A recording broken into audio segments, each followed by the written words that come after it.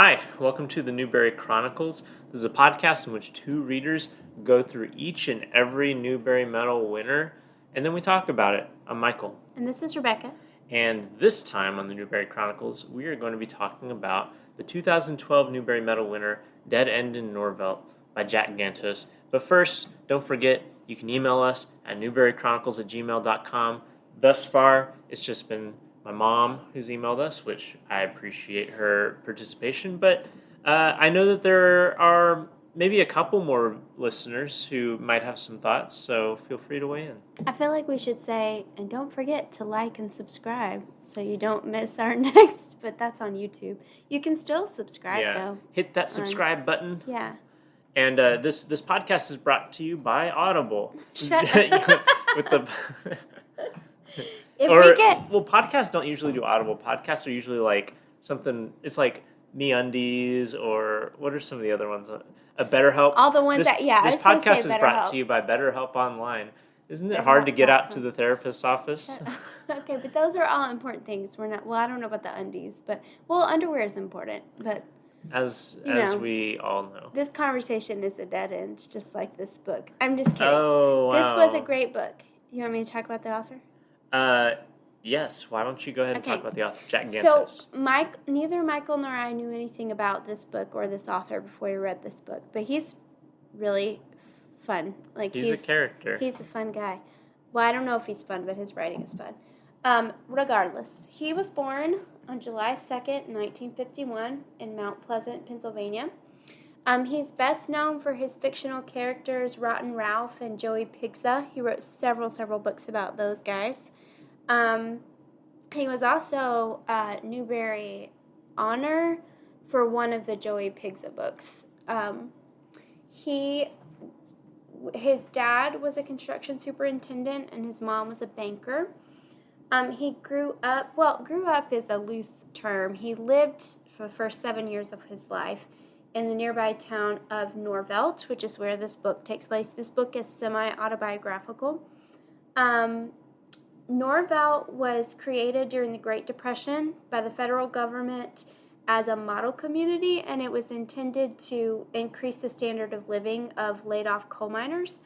Something about this town is that FDR and other people on his team really wanted these homes that they were building to be very minimal, with no electricity or running water, and Eleanor said no. Eleanor Roosevelt. Yes, well, who else would it be? FDR. Who are we talking about? I just want to make sure that all of our... Look, we don't want to assume the first-name historical basis. literacy of I would love to be on a first-name our basis listeners. with Eleanor. So, you think she went by Eleanor, or was it like Ellie, L, I don't know. Mrs. Roosevelt said no. She really advocated for these to be modest-sized homes, but nice homes that had electricity and running water, and that families could feel dignity and honor in these homes. Can you imagine? Hey, sorry you got laid off from your coal mining job. Here's a hut with no running water or electricity for you to whittle away your days. I can't imagine that. It's very believable to me. But anyway, so that's what this community was. It's so fascinating to me, all of it. I encourage you to read the Wikipedia article on it, but I'm not going to waste time talking about it. But it was a really cool thing. So anyway, he lived there with his family until he was 7, and then they moved to Barbados. When he was there, he attended British schools, and they really emphasized reading and writing. Oh, a really sweet, sad thing that I read in his... you guys should, if you're interested at all in this guy or his book, or even if you're not, go to his main page, like his author page, and he has a really funny, wild bio on there that's really interesting. But one sweet thing that I read on there is that when he was in the first grade, he was in the Bluebird reading group, and he found out that reading group was for slow readers. And he said, to this day, I'd rather be called a bluebird than a slow reader. So, that is a nice euphemism. It didn't stop him. Something to say about ability grouping, but we won't say it here. Anyway. I'll say it here. It's... Never mind, I won't. Okay.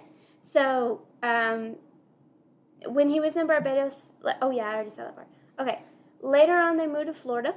They just bounced around, which Wait, is really funny to me. Isn't while he was in Barbados, isn't that where his life took its hard turn into See, crime? it was hard for me to see, like, understand. This dude's a criminal. Well, Dude's an actual but criminal. we're going to get to that. But, like, the timeline of his life is about as confusing as this book was. But regardless, he lived in a lot of different places. He also lived in the Virgin Islands with his family, and that is where he got involved in the drug trade, is my understanding.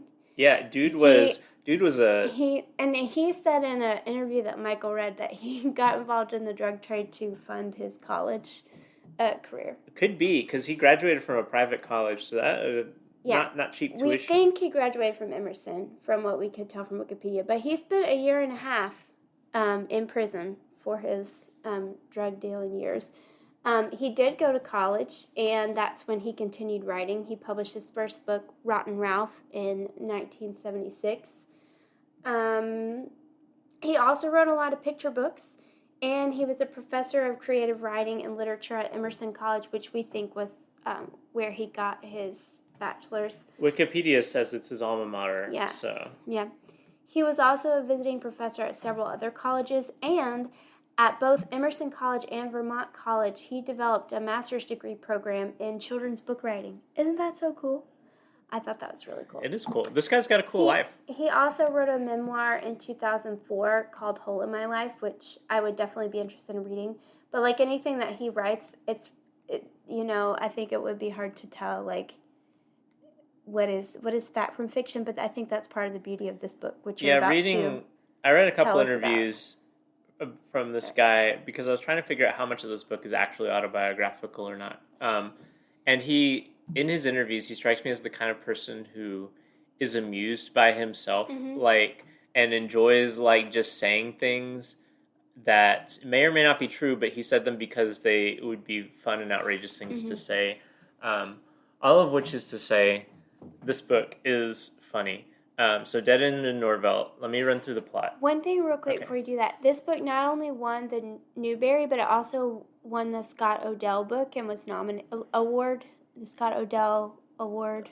I don't know what that is. Well, it's dude that wrote Island of the Blue Dolphins. Well, it's the award for historical fiction I'm looking for. Also, I think this was a Prince winner as well. The Prince is another prestigious children's book medal, and it was nominated for the oh, never mind. Anyway, so Dead End in Norvelt, the book in question today. So this is kind of sort of autobiographical, and it's hard to tell what exactly is true and what isn't. I looked in an interview, and he mentioned that the town is basically he said something like the core of the story is true, but he embellished and added things to make it into a novel. Also, if he only lived there till he was 7. Yeah, he's supposed to be 12 or something in this book. Yeah. Or 11. He's middle school age in this book. But anyway, this book is about Jack Gantos. Gantos. Did you ever learn how to pronounce his name? No. Gantos. I'm going to say Gantos.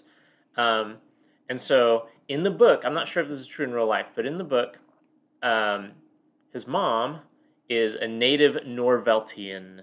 She grew up in Norvelt, and she kind of believes in this whole project, this kind of New Deal, sort of every American deserves dignity, and it's the role of the government to give people that, and it's also the role of the community to care for itself, and care for each other as well in ways that are maybe not always monetarily focused. There's a running thread in the book where she keeps trying to trade services instead of pay for things. There's this medical procedure, and she tries to give the doctor peach preserves or something like that in exchange for it. There's a few other times where she tries to say I'll have my son Jack come and work for you if we do this thing. In the spirit of what people would have been doing in the Great Depression, and in the spirit of what she conceived as Eleanor Roosevelt's ideals, because Eleanor Roosevelt is a patron saint of this town, basically, because the town gets its name from her name, which took me an embarrassingly long time to realize until they say it in the book, and then it's of course, Eleanor Roosevelt, Norvelt. At any rate, so his mom is kind of a true believer in this town. And at this point, it's the 1960s. It's 1962. So the town has been around for several decades and is kind of starting to hemorrhage residents, and is kind of becoming a shadow of what it once was, because a lot of the old, like current, like old timers are starting to die off. Um, Jack's dad is not from Norvelt, and he is a World War II vet and has come back from World War II. Obviously, at this point, it's been quite a while since he's come back from World War II. But World War II kind of like gave him larger horizons that he saw, and he came back from World War II thinking that, like, hey, I don't really want to stay in Norvelt. I've got like cabin fever basically here, and this is a small town. I want to get out. Full of commies. Full of commies. Yeah, like this guy sounds like a real piece of work, honestly. Like he's obsessed with communists, as I think a lot of Americans were at this time. But like he thinks that Eleanor Roosevelt was communist and all this sort of stuff. He's kind of an abrasive character, to be honest. And Pretty insufferable. Yeah, and so that's kind of the setup, is that you have this family that is very like ideologically divided, because the mother really loves this town and the values of this town, the father really doesn't. And this town is kind of aging. And so Jack is kind of, it takes place over one summer in 1962. And at the beginning of the summer, he gets in trouble with both of his parents. He gets in trouble with his dad because he's playing around with his dad's old World War II equipment. And he has this Japanese sniper rifle. And he fires off the Japanese sniper rifle thinking that it's not loaded, but it actually is, and he ends up like getting in big trouble about that. And then also he gets in trouble with his mom because his mom is growing some corn out back, because in Norvelt, at least in the book, everyone has like a plot of land in the back where they can grow food and share it with each other and stuff. And so she's growing some corn so that she can sell it and then give money to feed people like who need food. And Jack's dad doesn't want to use their back plot for that. Jack's dad wants to use the back plot for a runway, because he's somehow just bought a plane through means that I'm not sure how. And so Jack is told by his dad to cut down this this corn that his mom is growing. And so he does cut down the corn, most of the corn. And like his dad asked him to do, and his mom, of course, is livid about this. And his mom's like, don't cut down the rest of that corn or you're going to be in big trouble. But Jack's dad is like, hey, you need to cut down the rest of that corn. And so Jack does it, and then he gets in trouble. And so as a consequence, he's grounded the whole summer. Mm-hmm. And for him, grounding means he basically can't leave his house unless he's going and doing chores or he's working for someone else. And so his mom will tell him, like, oh, so-and-so needs help, go help them. And that's how he gets out of the house, is to go do chores for other people. And the person that he starts doing chores for the most is this woman, this old woman called Miss Volker, who's like the medical examiner for the town, but she's mm-hmm. also kind of the unofficial town historian as well. Mm-hmm. And she needs help writing obituaries, because as the medical examiner, she has to go declare people dead, but then she also writes the obituaries and sends them to the town paper to be published. But she's got this like debilitating arthritis, and so she really can't write anything. Mm-hmm. She has to like soak her hands in like hot paraffin wax. And there's this really kind of funny scene when he first sees her where like she's been doing that with her hands, and so there's like wax dripping off her hands, and Jack thinks that her hands are melting. So Jack starts to like strike up this friendship with Miss Volker because she's his ticket out of being grounded, but also he starts to really, learn to appreciate and get into the town history. And he and Miss Volker go all over town, like mostly declaring people dead and then writing their obituaries. But the obituaries are these really like florid, beautifully written, like really essays on town history and how the person who died intersected their town history and like national history sometimes. And so like you get these obituaries every once in a while as the book goes on, and they kind of fill in stuff about the town history and how these different people had like, done things in the town, and you learn about the town history. There was a Japanese internment camp somewhere locally that you learn about, and so you start learning about some of the like less savory parts of their history as well. There was like racial tensions between like black and white earlier in the town history as well. And one of the people who died was one of the people who was very, very racist about black people, and you get to learn about that.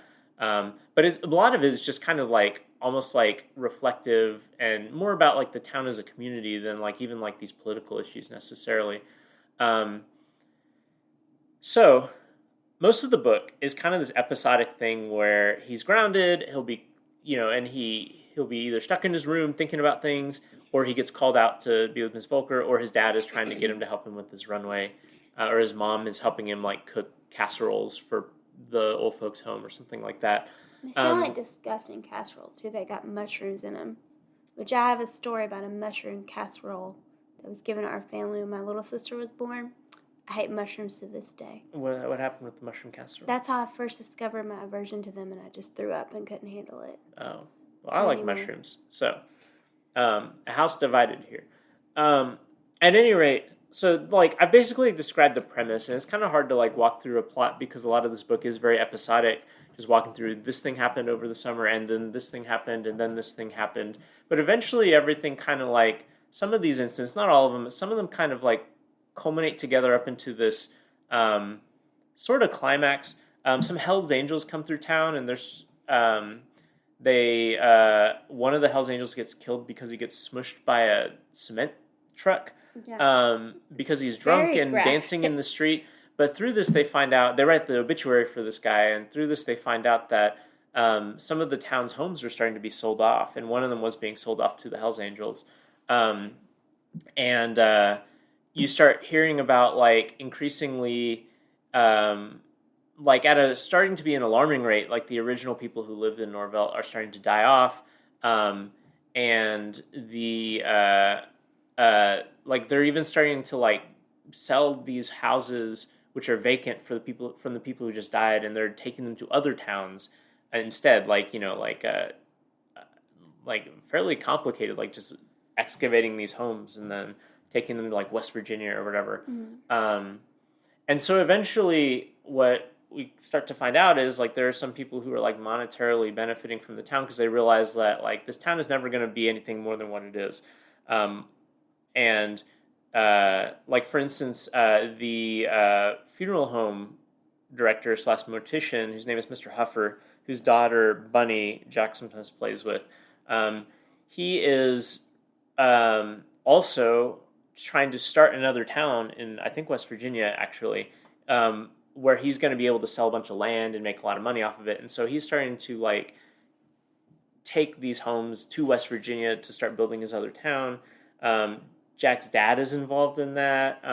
And then you also have, like, again, like, a lot of suspicion surrounding, like, why are all these people dying? And at first they think it's the Hells Angels killing people or cursing people. Then they think it's Miss Volker who's doing it. It turns out it is, like, Well, and Jack's mom has that fear for a second that she killed him with her casseroles because maybe she used a poisonous mushroom. Right, because she's just, like, picking mushrooms from the garbage. By the dump. Like, there's mushrooms growing by the dump that she's picking. That's very much his mom. It's just like, oh, I found this thing growing wildly, and let's cook it. But what it turns out, and this is a spoiler, although it's not really a very big mystery until, like, maybe the last, like, 50 pages of the book, so it's not really spoiling most of the book, but it turns out, in this very bizarre, morbid twist, that the police chief, what is Spitzer's role? Is he police? He's a voluntary cop. Like, yeah, because the town doesn't have a police force really, because it's so small. He rides but around on his bicycle. He writes tickets, basically like zoning police, like oh your grass is the wrong length or whatever. Yeah. But he has long been in love with Miss Volker, the woman that Jack is writing obituaries for, and Miss Volker has long said like I'm not going to marry you until you're the last man left in. Till you and I are the last of the original residents of Norvelt. And so it turns out that he has been poisoning these old people so that they are the last original residents so that he can marry her. And then at the end they catch him and he runs off. And that's kind of the end of the book. So I've done a bad job of stringing this together into a coherent plot, but that is like what literally happens in the book. But I think that like what happens is less important than how it happens. Like this is very much a book of like just kind of small incidents that are told in interesting ways, I think, is the thing. And sometimes it's just interesting, like historical connections. Other times it's like very funny. There's this one incident where they think that this woman may have died, but they're not sure. She just hasn't been seen in public in a while. And so they have Jack, Ms. Volker has Jack, because she's a medical examiner, and she's like, if I just show up, she might drop dead anyway because she'll be so afraid of the medical examiner coming. And so you've got to sneak in to her house and see if she's alive or dead. That one's scared to death. Yeah, well, even better. Jack is like, well, I can't. I'm supposed to be grounded. My mom's not going to like me coming out and doing all this stuff. She's like, well, just go in disguise. And he's like, I don't have any disguises except for this old Halloween costume of the Grim Reaper. And so he puts on this Grim Reaper costume and sneaks into this woman's house. And she looks like she's dead because she's like laying in a chair and the radio's on or something. And he goes up and he like touches her and she like wakes up and she thinks he's actually the Grim Reaper. She's like, oh, is it my time? And he's like, are you dead? And she's like, no. She's like, can you wait for 2 weeks until my grandson's birthday or something? And he's like, okay. And then she invites him to some tea, but he's too scared and he leaves. Oh, I did forget one important thread throughout the book is that Jack has this condition where his nose bleeds if he gets too anxious. And so throughout the book, he'll get really anxious about things and his nose will start bleeding. And that leads to some like logistical issues, like his clothes will get all bloody or whatever. And he's kind of timid, it seems like. And so throughout the book, this is kind of like a little bit of an arc of him kind of learning how to have a little bit more fortitude and not be so timid, but also like getting medical treatment for his nose, which Ms. Volker actually knows how to fix. And she eventually does in this kind of horrifying also sounding another procedure very graphic where part she of the like book. heats up this like iron basically and cauterizes the inside of his nose.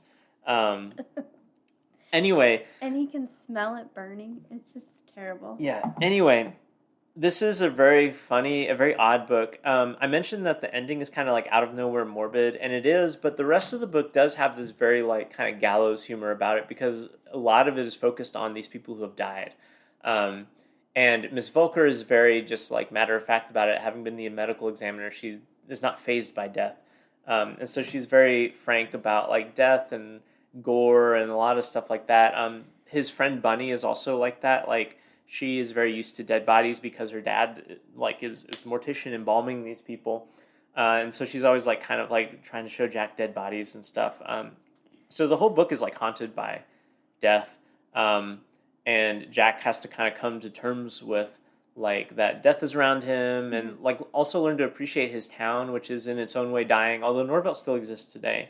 So it survived, but it's still only got like 400 residents. Yeah, it did survive, but the intention did not. Like a lot of what you see in this book of people, like this town was kind of built as a direct like affront to capitalism, and it's like we can make this work, care for one another, like we you know, we don't need money. But then there were so many aspirations for these like I don't know what is so appealing about Florida. Like everybody wants to go to Florida. Like as opposed to it's just a strange. I wonder if like, at the time there was a lot of open land in Florida. Probably because his dad wants to go for monetary opportunities, like for him to build homes. So it's like it seems like this is like a developing area. I don't know a lot about the history of Florida, which we learned with Strawberry Girl that we didn't know. But even that was before when this book takes place. Exactly. But I don't know. It was kind of sad to read that Wikipedia article on Norvelt because basically, like the original intention just kind of fell flat once people like were lured in by capitalism. So right, and I mean like a big thread throughout this book is like, in a way, the book is a eulogy for like basically pre-war America, like pre-World War II America, and because like a lot of like I said, Ms. Volker's obituaries are tying in these people who are dying to like the broader sweep of history and like the town history. And, like, specifically with Norvelt, it's, like, kind of the death of the kind of New Deal, like, Great Depression ethos of America, which was, you know, at least ostensibly about, like, caring for the needy and, like, making sure that working Americans can, you know, get by and all that sort of stuff. And, you know, into, like, kind of what gets born into post-war America, which is, like, big expansionist mindset and like big developments and that sort of thing that are mostly done by private capital as opposed to the government. But I think also like there's just this general, not just specifically the New Deal, but just that general spirit of like,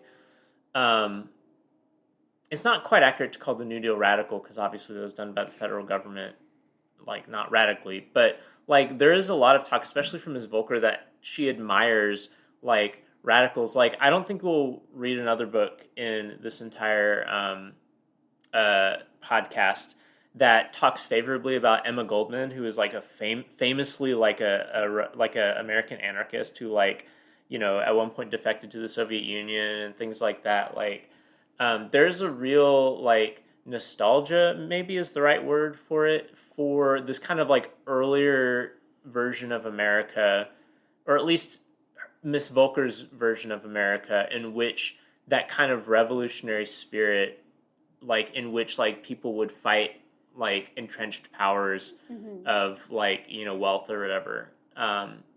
So I don't know, like in a way, the book is kind of about that, and that's like the conflict between Jack's mom and Jack's dad too. Is Jack's dad is very much like that kind of post-war mindset that like the kind of crystallization of what we would consider to be the American dream, which is that like not just like home ownership and basic necessities cared for, but specifically this kind of aspirational like entrepreneurial spirit that was into like accumulating like wealth as an objective. And then Jack's mom is of course like more loyal to this older form of like the American dream, which is more like egalitarian or whatever you want to call it, at least in terms of like economics.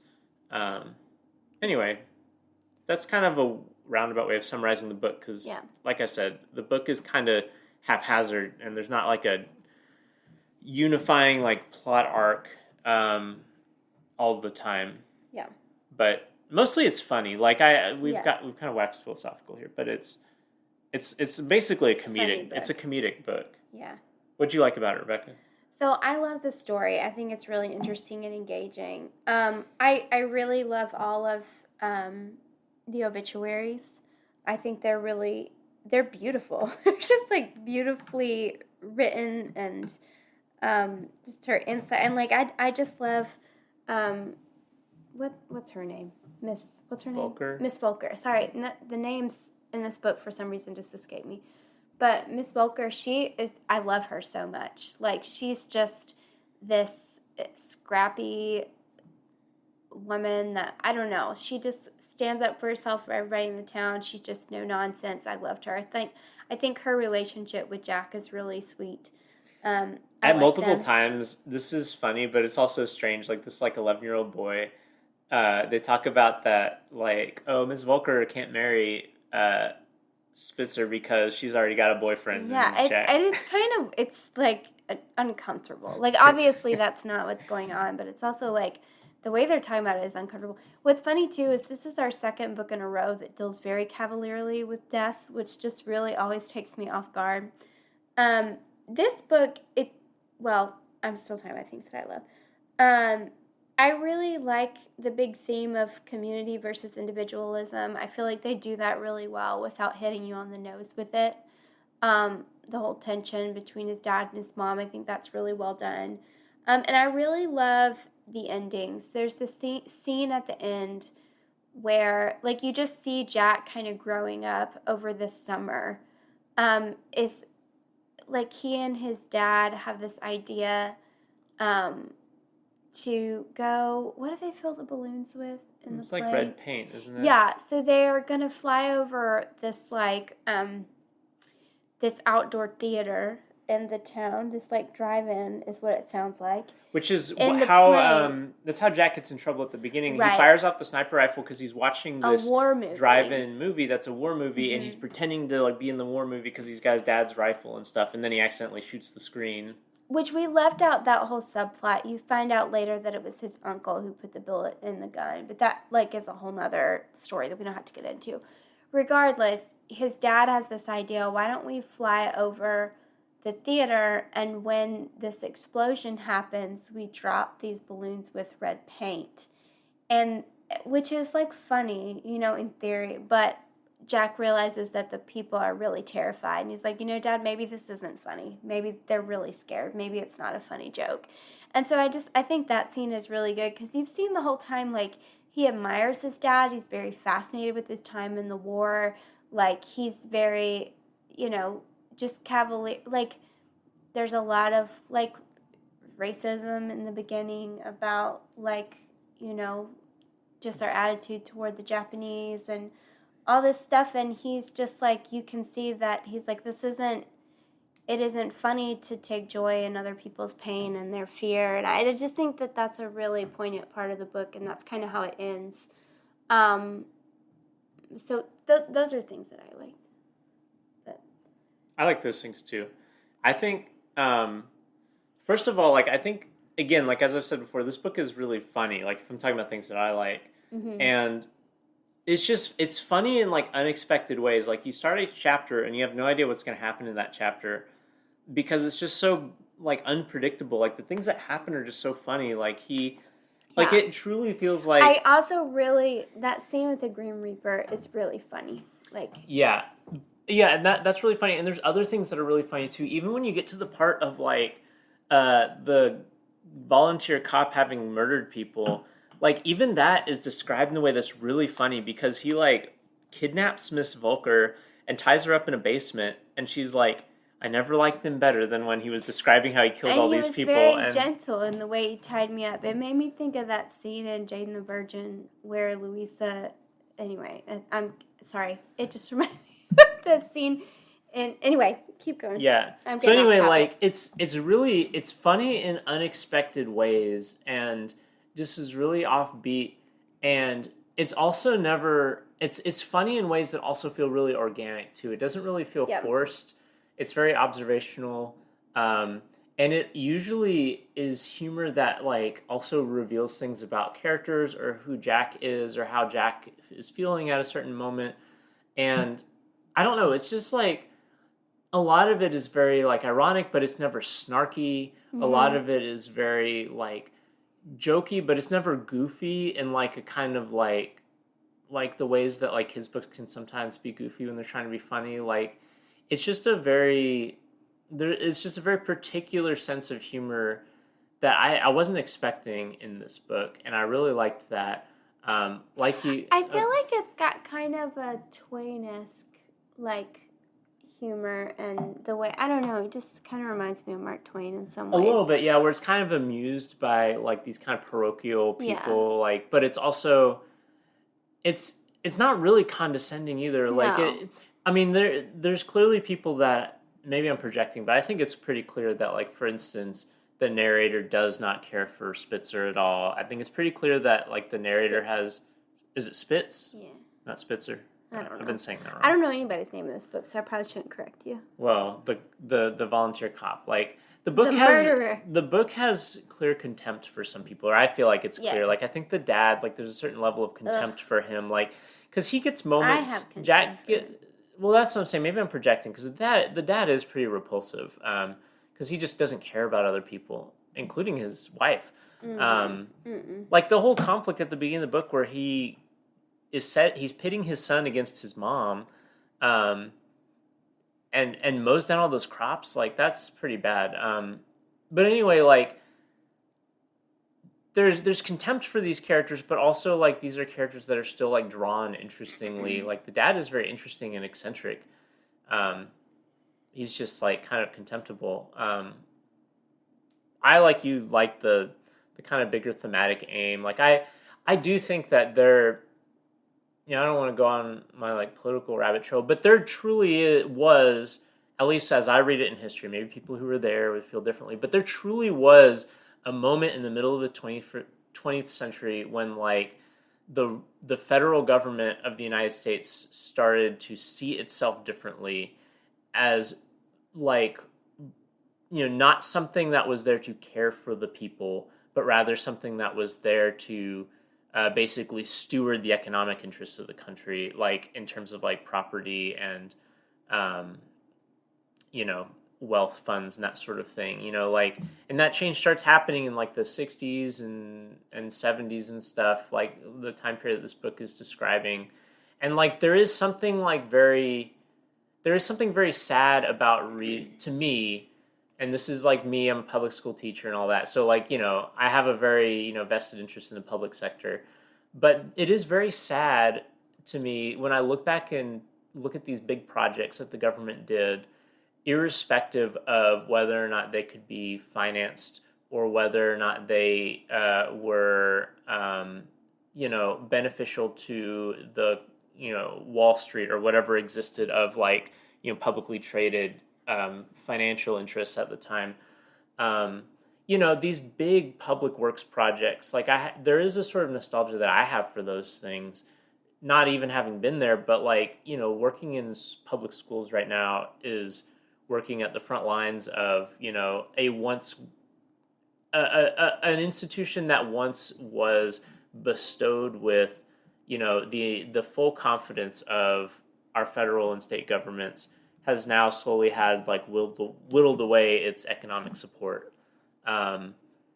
And I think that like the book taps into that sort of like melancholy of like watching these institutions fade. These institutions that were created when the United States federal government viewed itself very differently than it does now. Or maybe it's less that the federal government views itself differently now, but the American public views the federal government differently. And the book is not completely rosy about the federal government. It does talk about the internment camps and all that, but it is a fairly rose-colored view of the New Deal.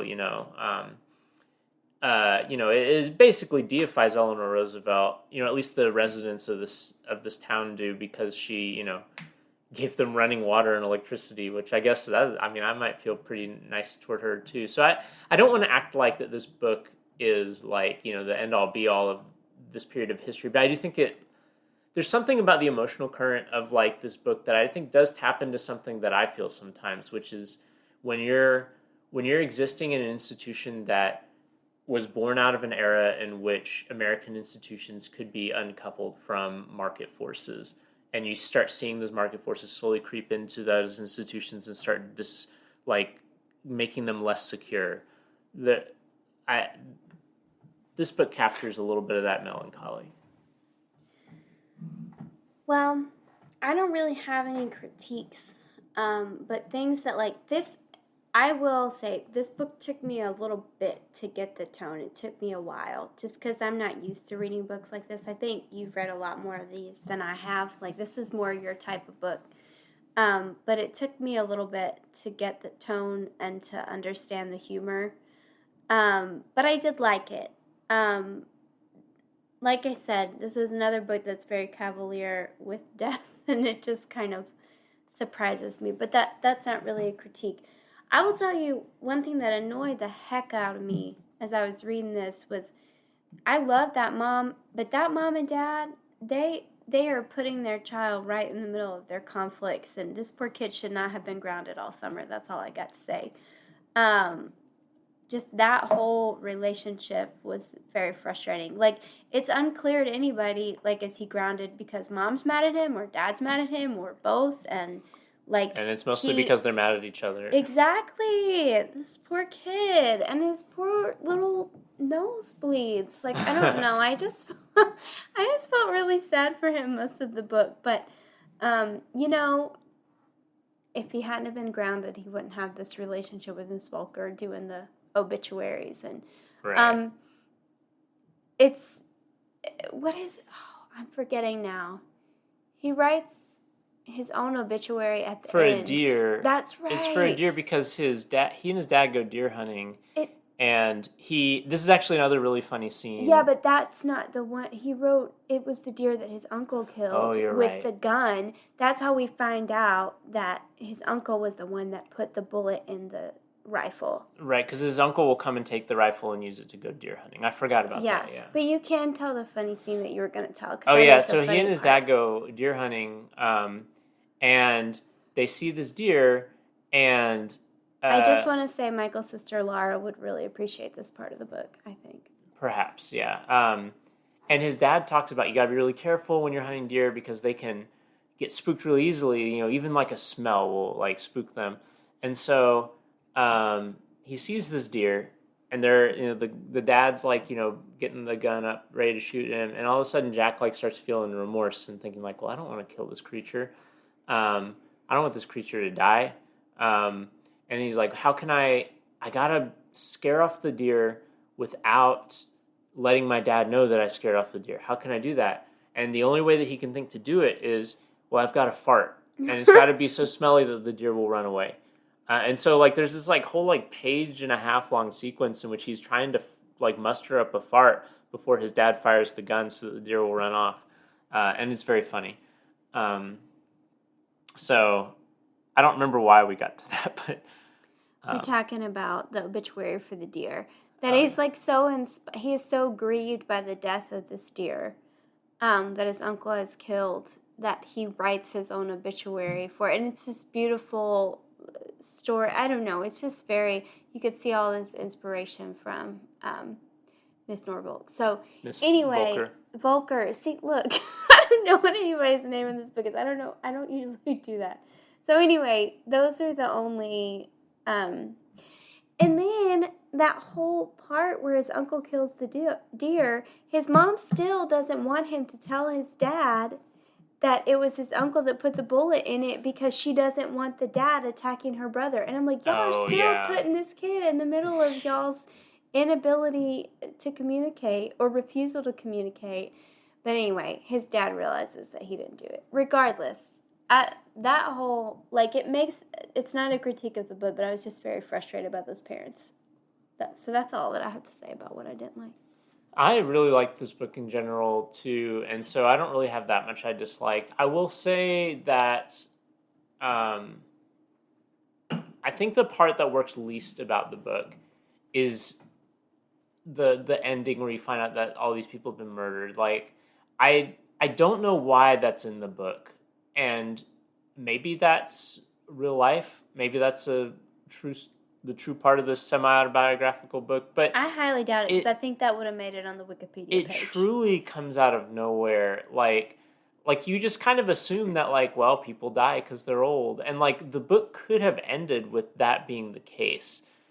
It feels like an artificial like climax to the book in a way that, like, I don't know, it's still fine and entertaining to read, but it is a real left turn that the book takes. I don't know. I feel like it's kind of there all along. Like, these people in this town do really bizarre things. The whole Hell's Angel subplot is bizarre to me. Very bizarre. What we didn't mention is these Hell's Angels, to get revenge for their buddy being killed in the town, because he was dancing in the street, got run over. It's clearly his fault. They start burning down the houses. Like, they start burning down so the Girl Scouts homes. have to keep fire watch at night. Who is allowing these little girls to keep watching? That's what I'm saying. This book is just bizarre. Like, it's stuff that would never happen. So I feel like it fits I don't know. with the tone. Yeah, I mean, like, it's not. I don't know. Like, there's a lot of this. These Girl Scouts are getting money off their cookies that aren't going back to their troop, and that's just the norm. Did you notice that? That they're just like, oh yeah, I can raise, like, that one family is like, oh, we can raise money to move. Like, who's making money up? Like, I don't know. Was that a thing back in the 60s? I don't know how the financial structure of the Girl Scouts of America. They were like, oh yes, like it was like a summer job. But anyway, this book is crazy. I don't know if that's like bad, but that was the part of the book that struck me. It stood out most as like, what are we even doing here? Like, what have we been doing the whole time? Yes, but there's a certain rhythm that the book falls into, and that ending kind of disrupts the rhythm. Anyway, it's not like a fatal flaw of the book. Because like I said, I really like this. I do think you said it says in the book flap at the beginning that there's possibly murder. Possibly murder. I didn't read the book flap, so. Anyway, you had anything else negative to say? No, I don't really say anything negative. It's just like, character things that... Yeah, it has a very specific energy to this book that, like, I imagine some people are really going to be into, some people won't. Rebecca said, like, I've read a lot of these before. By that, I think she means, like, I'm not exactly sure. What did you mean by that? I don't know. You just like books with dry humor or stories in general. You watch shows like this. You watch, like, I don't know. I just mean books that like aren't like, I don't know, just like that dry, wild humor, I think is what I Maybe. meant.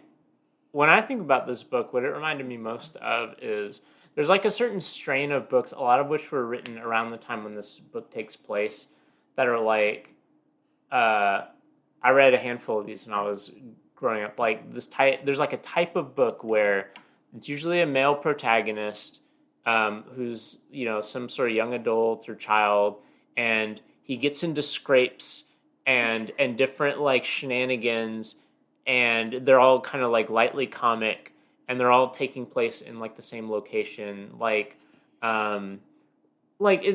it's not exactly like a Beverly Cleary book, but like the Henry Huggins books are often kind of like this. Like if you go back and read like, because those kind of predate the Ramona books, where I think she starts to get a little bit more into like emotionally nuanced territory. Henry Huggins books are mostly. I never read those.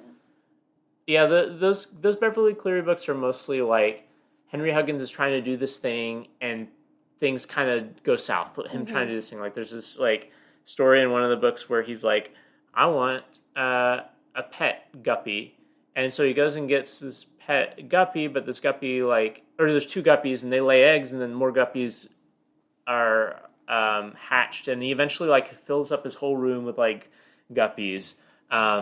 And doesn't know what to do with them. And like, there's like a lot of books like that from like the 1950s and 60s, like children's literature. Like another one that my family really liked when I was growing up was Homer Price, right? Like this kid named Homer Price like lives by Robert McCloskey, like of Make Way for Ducklings fame, Blueberries for Sal fame.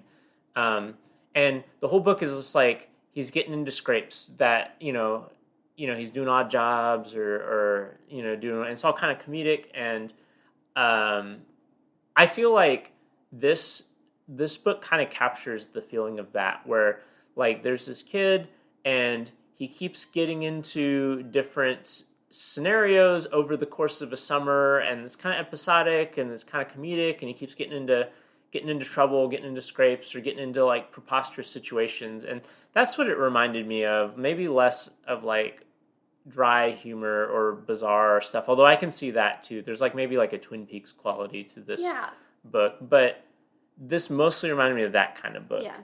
But I give it thumbs up. Yeah, thumbs up. I know my dad really likes the kind of book that I just described, and I think my dad would really like this book. So if you're listening, Dad, Dead End in Norvelt, I'd check it out. Mom, I'm not sure if you'd like this or not. We'll see. Let us know if you read it and you like it or don't. Any last thoughts on this? Mm-mm.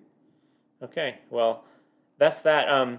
Next time we're in the 2020s, baby. Woo-hoo! We're almost ready to skip back into the 1920s.